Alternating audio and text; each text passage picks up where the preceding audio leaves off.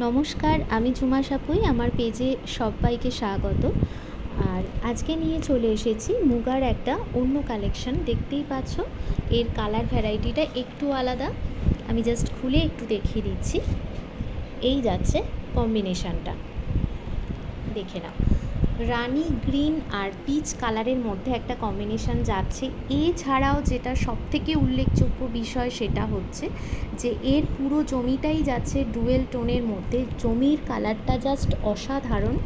এই যাচ্ছে জমির কালারটা, ঠিক অ্যাজ ইট ইজ যেমন তোমরা দেখছো সেই রকমই কালারটা তোমরা পেয়ে যাচ্ছ।